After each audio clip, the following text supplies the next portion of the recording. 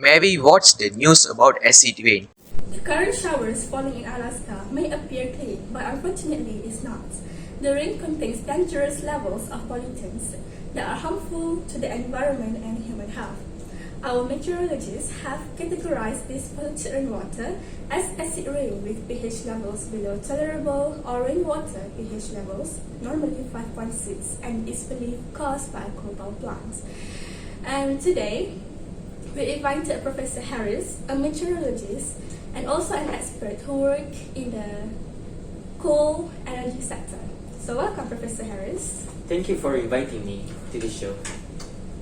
And alright, so let's get into the interview. Okay. What caused acid rain in Alaska? Well, acid rain is mainly caused by the sulfur and nitrogen particles from our coal power plant. So, these particles undergo oxidation and will produce sulfuric acid and nitric acid. These acids will react with rainwater and will result in acid rain. What are the implications or effects of acid rain?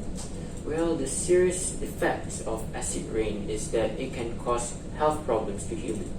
Well, acid rain can cause respiratory disease such as chronic bronchitis and asthma. And what are the initiatives that has or will be taken to prevent such incidents from happening again in the future? Well, let's say that if I'm the high position in the coal power plant, I will reduce the oxidation of coal so we can reduce the greenhouse gases emitted excessively from our coal power plant and we can save the environment. Alright folks, that's the end of our interview today. If you are interested to learn more about the acid rain, you can contact Professor Harris at this number. Oh, I see. So I should call Professor Harris for further information.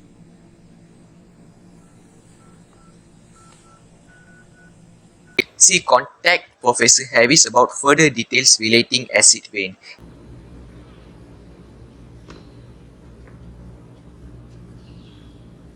Where do I find this lab? Oh, there we got directions. I think we should go to graph, I think.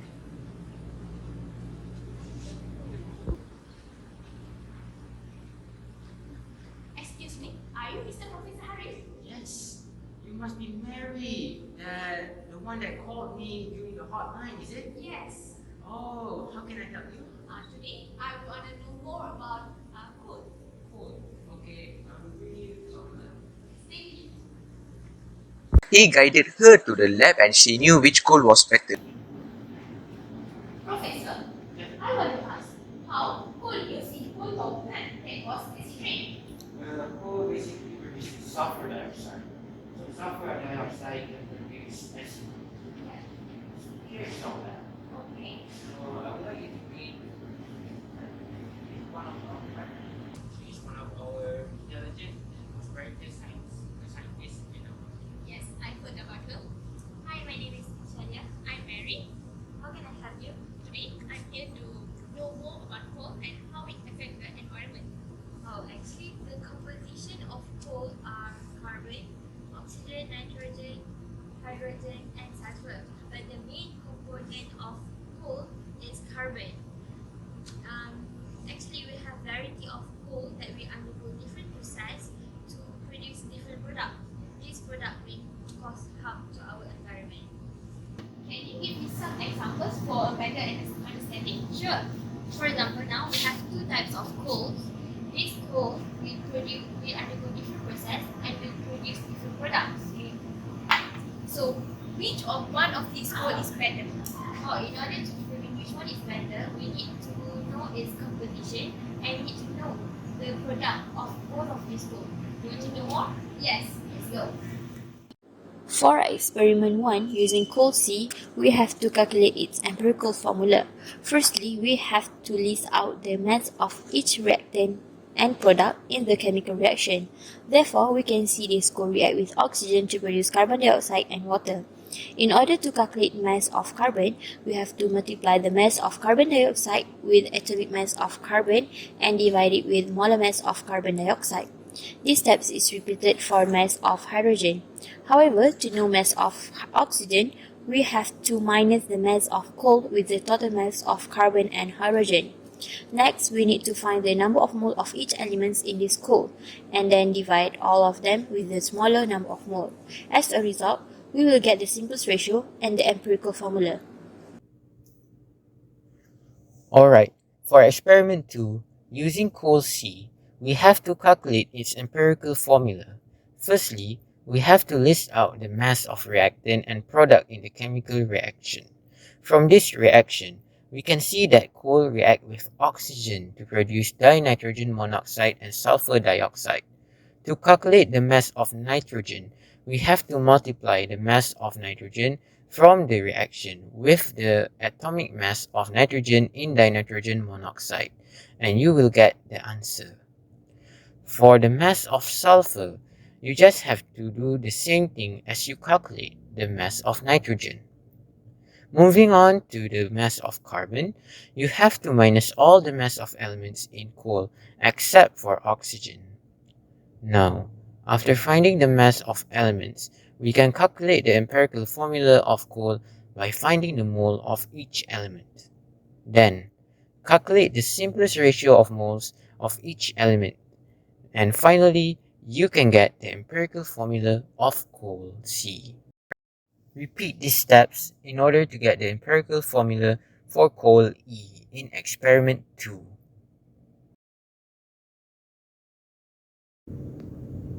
The question that we have been asking for is that which coal is better and safer to use in the environment. In order to answer this question, we have to calculate the percentage of sulfur in every coal that we have tested. In coal C, the percentage of its sulfur is lesser than 6.2%, which shows that the coal is safe to use in the environment. While for coal E, the percentage of its sulfur is also lesser than 6.2%. This shows that both coal are safe to be used. But when to compare which coal is better, it is in fact coal C is better than coal E, due to its low percentage of sulfur compared to coal E. So now we know that this coal is better to be used because it has low percentage of sulfur. I see. Thank you, Miss Chelia, for spending our time here. Sure, no problem. Okay, Mary, would you like to go meet our CEO? Sure. Let's go. Mary understood about acid rain.